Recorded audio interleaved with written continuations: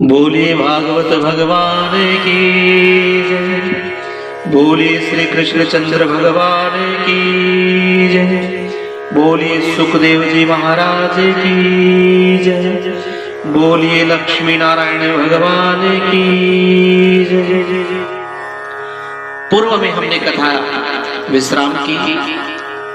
आत्मदेव को गौकर्ण जी महाराज वन गमन के जाने के लिए प्रेरित करते हैं, ज्ञान देते हैं। श्रीमद् भागवत कथा के भागवत महात्म्य में चतुर्थ अध्याय में उत्तम पाठ के 6 अंग बताए गए। उत्तम पाठ के 6 अंग हैं कौन कौन से? मधुरता, स्पष्ट अक्षर उच्चार, पद छेद का ज्ञान, धीरज, लय, सामर्थ्य और मधुर कंठ। पाठ जो है वो शांत चित्त से करो, समझे बिना और अति से शीघ्रता से पाठ न करें। आत्मदेव गंगा के किनारे गया, मानसिक सेवना करने लगा, एकांत में बैठ कर के मन को एकाग्र करने लगा। चंचल मन को विवेक रूप बोध को संभालो और ध्यान मगन रखो। संकल्प विकल्प से मन को दूर रखो। मानसिक सेवा में मन की धारा अटूट रहनी चाहिए। ऐसी सेवा दिव्य होती है। उच्च स्वर में जप करने से मन को एकाग्रता होती है, निरोध होता है। आत्मदेव सतत भगवान का ध्यान में तन्मय बने। निर्वृत्ति से सतत कर्म होना चाहिए, अन्यथा निर्वृत्ति में भी पाप प्रकट हो जाता है। आत्मदेव दशम स्कंद का पाठ करते हैं। इसका नित्य पाठ करने से वह सचमुच देव बना। आत्म का मतलब है परमात्मा से मिलती है। आत्मा हमेशा परमात्मा से ही मिलती है, तो वह देह बनती है। आज जीव और शिव एक हुए, जीव और शिव का मिलन हुआ। भागवत का जो आसरा लेगा वह भगवान बनता है, ईश्वर होता है। उसे परमात्मा अनेक बार अपने से भी बड़ा बनाता है। श्री परमात्मा के 2 स्वरूप हैं, एक अर्चना स्वरूप और दूसरा नाम स्वरूप। श्रीमद् भागवत भगवान का नाम स्वरूप है। सामग्री से जिसकी अर्चना पूजा हो वह अर्चना का स्वरूप है, और नाम स्वरूप के बिना स्वरूप सेवा फलवती नहीं होती। स्वरूप सेवा ठीक तरह से भी होती नहीं। इसका कारण है कि मन की शुद्धि नहीं हुई। मन की शुद्धि के बिना स्वरूप सेवा में आनंद नहीं मिलता। सेवक जब तक संसार के साथ भी संबंध रखता है, माया रखता है, तब तक उसे स्वरूप सेवा का आनंद नहीं मिलता। यदि सेवा ही करनी है तो संसार का स्नेह मोह छोड़ना होगा। संसार के विषय में स्नेह करोगे तो विवेक के साथ करोगे। अग्नि वैसे तो सब कुछ भस्मीभूत कर देती है, फिर भी उसका यदि विवेक पूर्वक उपयोग किया जाए तो अग्नि बहुत उपयोगी होती है। अग्नि न हो तो मनुष्य का पोषण नहीं हो सकता। मनुष्य इस संसार में जब तक अपने शरीर के प्रति सम्मान है तब तक वह इस संसार को छोड़ नहीं सकता। जो मन माया का स्पर्श करता है वह मनमोहन की सेवा में नहीं जा सकता। मन को बार बार माया का विचार करता है, अतः वह मलिन होता ही है। नाम सेवा मन की शुद्धि के लिए नहीं। जब तक स्वरूप सेवा में मन एकाग्रचित न हो तब तक नाम सेवा करो। स्वरूप सेवा में आनंद नहीं आता है क्योंकि मन व्यग्र है, चंचल है, और जब तक मन की चंचलता को दूर नहीं करोगे तब तक स्वरूप की सेवा में आनंद नहीं आएगा। इसीलिए एकाग्र होने के लिए सबसे पहले नाम सेवा मन की शुद्धि कर सकती है। इसीलिए स्वरूप सेवा करने से पूर्व नाम सेवा से अपने मन को शुद्ध करना चाहिए। मनुष्य का मन संसार व्यवहार के साथ इतना संतृप्त हो जाता है कि जिसके कारण वह पाप करता है और उसे अपने पापों का भान भी नहीं रहता। स्वरूप सेवा करते करते हृदय पिघले, आंखें गीली हो जाए, आनंद हो और हृदय में सात्विक भाव जागे तो मान लेना सेवा सफल हुई। हृदय की भावना बिना की गई सेवा फलवती नहीं होती। जीव शुद्ध होकर के परमात्मा की सेवा करे तो ठाकुर जी को प्रेम से प्रसन्न होते हैं। मन में अपने जन्मों की मैल भरी होती है और स्वरूप सेवा में मन की शुद्धि अति आवश्यक है। मन शुद्ध नहीं है, परिणामतः स्वरूप सेवा फलवती नहीं होती। मन को शुद्ध करने के लिए नाम सेवा की आवश्यकता है। मन की अशुद्धि नष्ट करता है श्रीमद् भागवत कथा। कलयुग में नाम सेवा प्रधान है।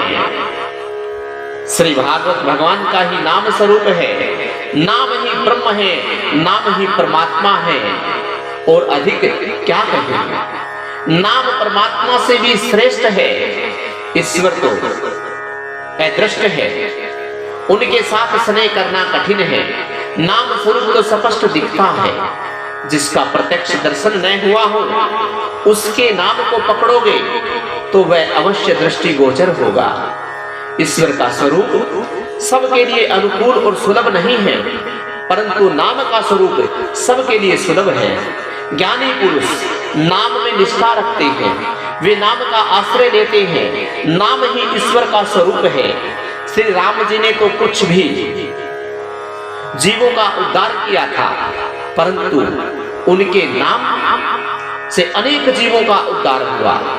श्री कृष्ण जी जब पृथ्वी पर विराजमान थे तब जितने जीवों का उद्धार हुआ उसकी तुलना में उनके नाम से अनगिनत लोग संसार सागर को पार कर गए। बड़े से बड़ा पाप कौन सा है? ईश्वर के नाम के प्रति निष्ठा का अभाव। नाम सरल साधन है। श्री भागवत भगवान का नाम स्वरूप है। श्रीमद् भागवत का आश्रय ही नाम का आश्रय है। जो भागवत का आश्रय लेता है वह भगवान बनता है। आत्मदेव श्री भागवत का आश्रय लेकर के दशम स्कंद का पाठ करता था। केवल दशम स्कंद के पाठ से ही उसे मुक्ति मिल गई। यदि संस्कृत का ज्ञान ना हो तो प्रतिदिन दशम स्कंद विष्णु सहस्त्र नाम शिव महिमान स्तोत्र का पाठ करो।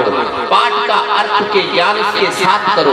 अर्थ ज्ञान बिना किया गया पाठ अधम का पाठ है। भगवान जल्दी प्राप्त नहीं होते, वे जल्दी कृपा नहीं करते, क्योंकि आप इसके लिए कष्ट सहन नहीं करते। जीव कष्ट सहन करने से कतराता है।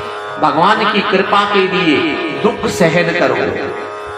जो स्वेच्छा से कष्ट सहन करता है उसे यम दुखी नहीं करते। आत्मदेव आसन लगा करके 10-12 घंटे बैठता था। आसन पर शांत चित्त से बैठो। ज्ञानियों को जो आनंद समाधि में मिलती है वह आनंद आपको भी कथा से मिलेगी।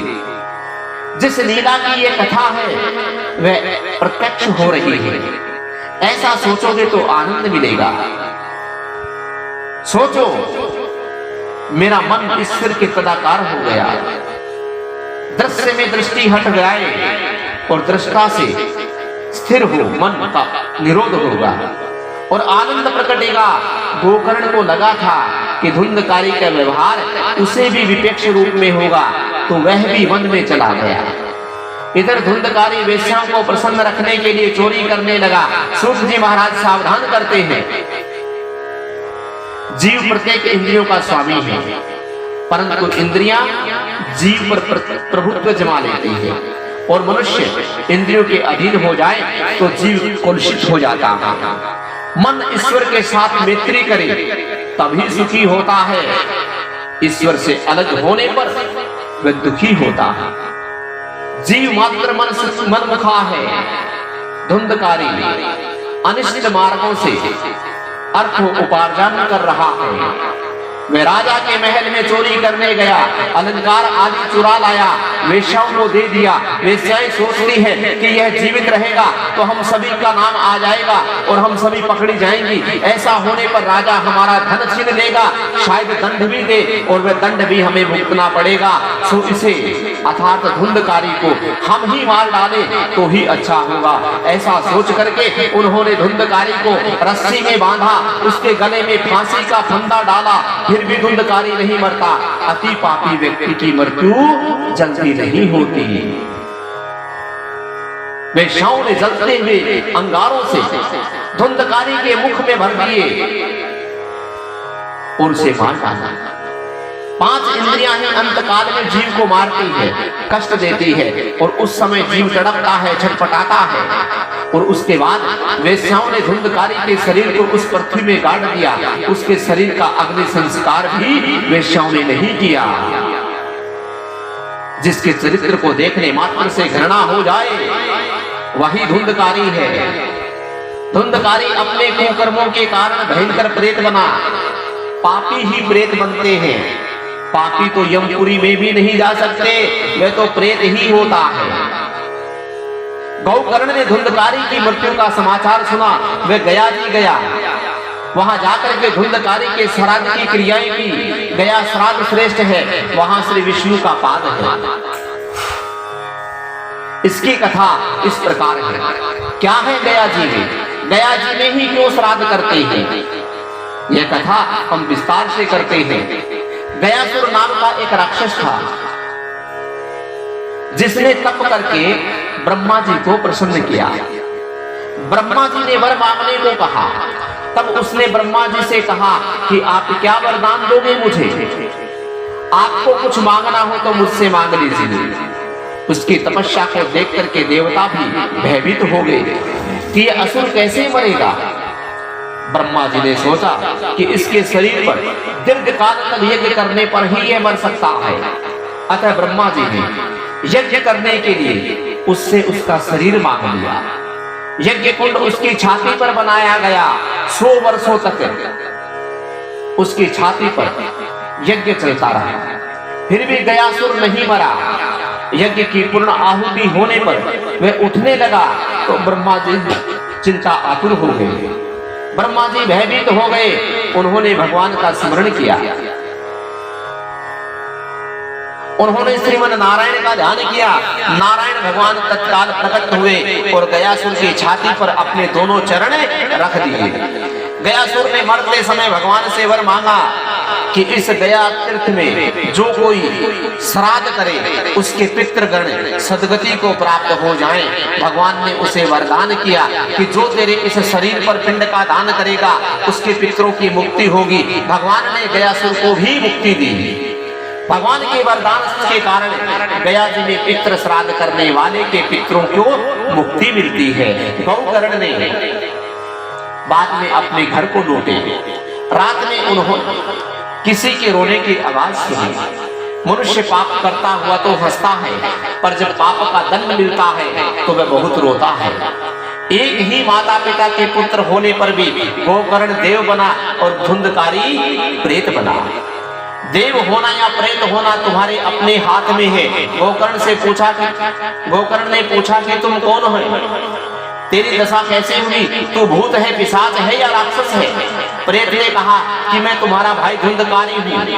बहुत पाप करने के कारण मेरी यह हालत हुई है, मुझे प्रेत की योनि मिली है भैया। गौकर्ण ने पूछा तेरे लिए मैंने तो गया में जाकर के पिंड दान किया, फिर भी तू प्रेत योनि से मुक्त क्यों नहीं हुआ? प्रेत ने कहा गया श्राद्ध शते नापि मुक्तर्वेन भविष्यतः, अर्थात चाहे जितना भी गया में श्राद्ध कर लो फिर भी मुझे मुक्ति नहीं मिलेगी। केवल श्राद्ध मात्र करने से मेरा उद्धार नहीं हो सकता। गौकर्ण ने पूछा तो तुझे सदगति कैसे मिलेगी, क्या करूं? फिर सोच विचार कर कहता है कि मैं कल सूर्य नारायण से पूछूंगा। दूसरे दिन गौकर्ण ने सूर्य भगवान को अर्घ्य दिया। उनसे कहा हे महाराज थोड़ा सा रुकिए। सूर्य नारायण रुक गए। ये त्रिकाल संध्या का फल था। कि गोकर्ण जी त्रिकाल संध्या करते थे, उनके त्रिकाल संध्या में इतना फल मिल गया कि वो सूर्य नारायण को भी रोक लिया करते थे।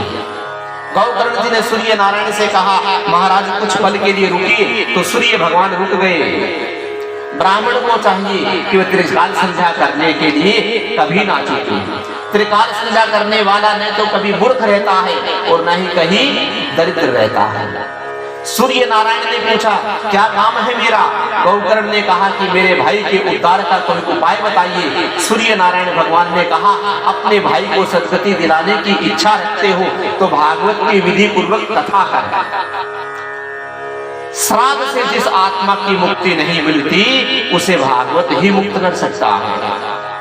भागवत शास्त्र मुक्ति का शास्त्र है। भागवत से मुक्ति मिलती है।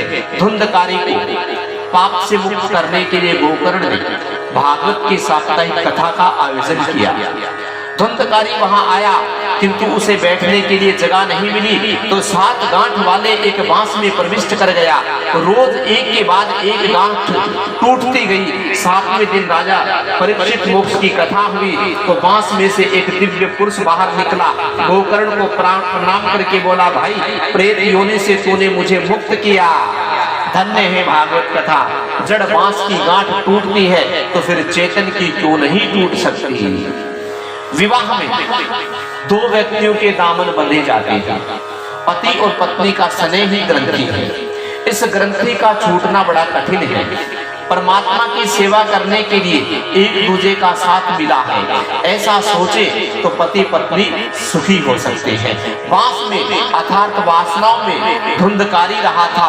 बांस की 7 गांठ अर्थात वासनाओं की 7 गांठ है। वासनाओं की पूर्व जन्म का कारण है। अतः वासना को नष्ट करो। वासना पर विजय पाना ही सुखी होने का एक उपाय है, एक मार्ग है।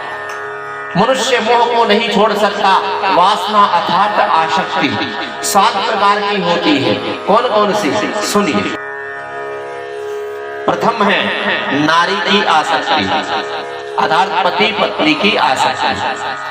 द्वितीय है पुत्र की आसक्ति, पिता पुत्र की आसक्ति। तीसरी है व्यवसायिक आसक्ति और चौथी है द्रव्य की आसक्ति और 5वीं है कुटुंब की आसक्ति और 6ठी है दरबार की आसक्ति और 7वीं है गांव की आसक्ति। इन सभी आसक्तियों का त्याग करो। शास्त्र में काम, क्रोध, मोह, लोभ, मद, मत्सर और अविद्या को 7 गांठ कहा गया है।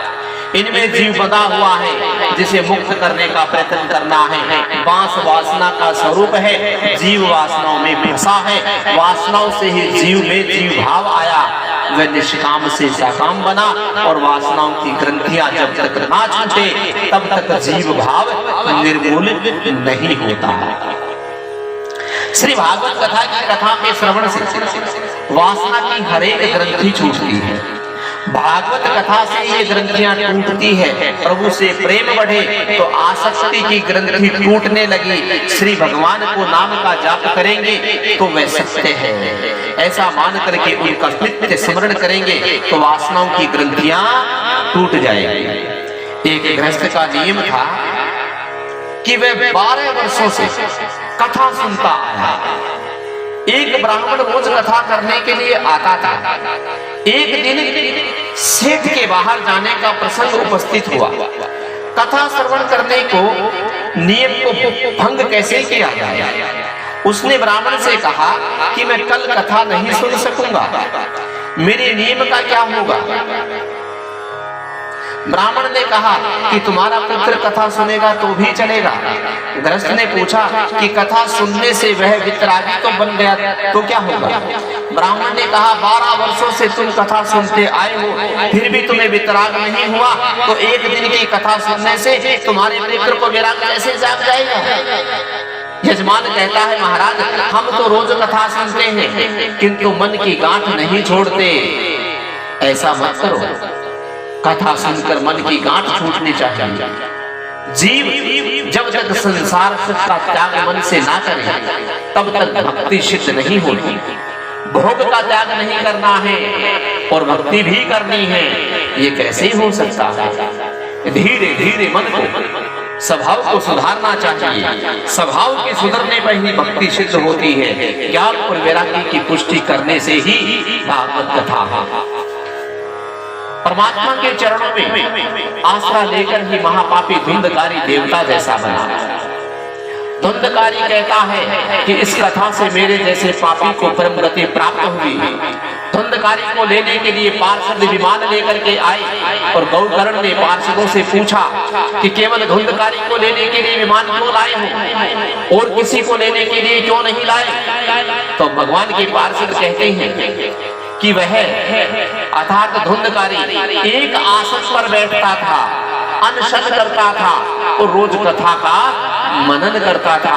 प्रभु के चरणों में मन में निवास करना ही उपवास है। उपवास के समय कुछ भी खा ले पर पूर्ण उपवास नहीं होता। कथा सुनकर के केवल धुंधकारी को ही मुक्ति क्यों मिली? कथा धुंधकारी के लिए ही सुननी चाहिए। उसने कथा का मनन और दिव्यासन किया, उसे मुक्ति मिली। श्रवण मनन और नित्य ध्यान से कथा दृढ़ होता है। अदृढ़ च हितम ज्ञानम प्रमादेन हितम श्रुतम संदिग्धो ही हतो मंत्रो व्याकृचितो हतो जपः। बिना दृढ़ता का ज्ञान व्यर्थ है, उसी भांति लापरवाही से किया गया श्रवण भी व्यर्थ है। संदेह युक्त मंत्र व्यर्थ है, व्याकृचित से किए गए जाप का भी कोई फल नहीं। संदेह करने से मंत्र और चित्त के इधर उधर भटकने से जप फलदायी नहीं होते। कथा में मन बिना बैठे श्रवण करने से कोई फायदा नहीं, वह फलदायी नहीं होगा। कथा सुनते समय तन मन और घर की सम्मानता भूल जानी चाहिए। देह आत्मक विस्मृति से और तन्मय से कथा सुननी चाहिए। मैं ईश्वर के साथ एक हो गया हूँ, एक होना चाहता हूँ, ऐसी भावना रखो। कथा सुन करके मनन करके जीवन में उतारोगे तो कथा श्रवण करना सार्थक होगा। कथा सुन करके जीवन में एक लक्ष्य निश्चित किया जाए। श्री भागवत भगवान की कथा सुनकर कुछ ग्रहण करो। कथा का कोई एक शब्द भी मन में पुरे दोगे तो जीवन का उद्धार हो जाएगा। सबको प्रतीति हुई धुंधकारी की तरह हमने कथा नहीं सुनी, अतः हमें उस जैसी गति नहीं मिली।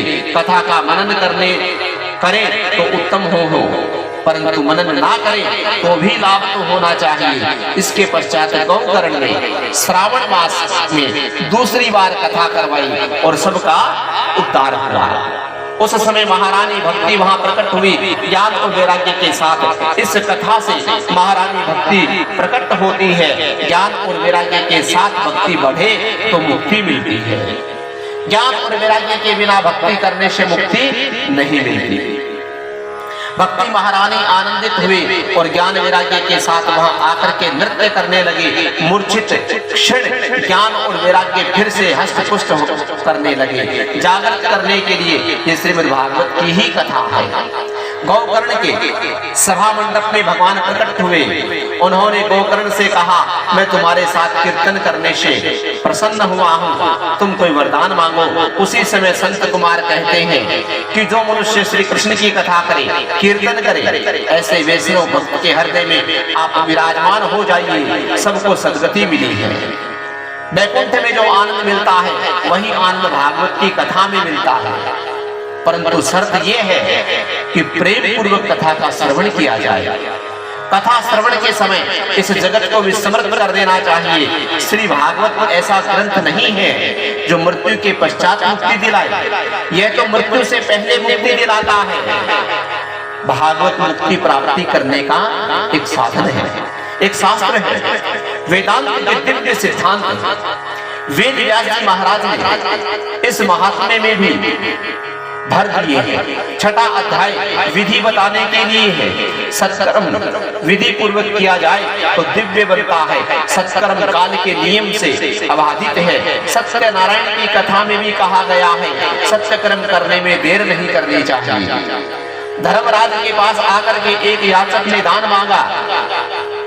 धर्मराज युधिष्ठिर ने उसे अगले दिन आने को कहा।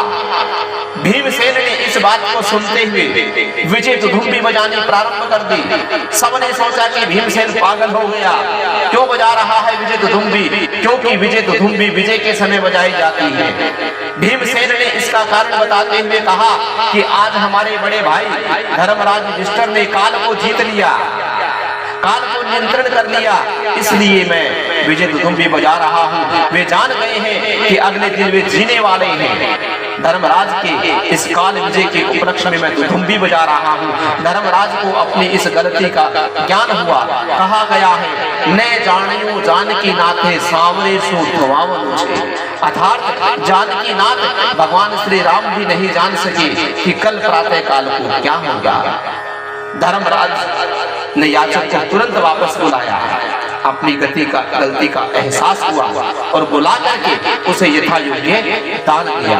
कहने का भावार्थ जो भी सत्कर्म है तत्काल कर देना चाहिए, सत्कर्म करने में विचार नहीं करना चाहिए, समय का इंतजार नहीं करना चाहिए। न जाने कब हमारे सांसों की अंतिम घड़ी हो।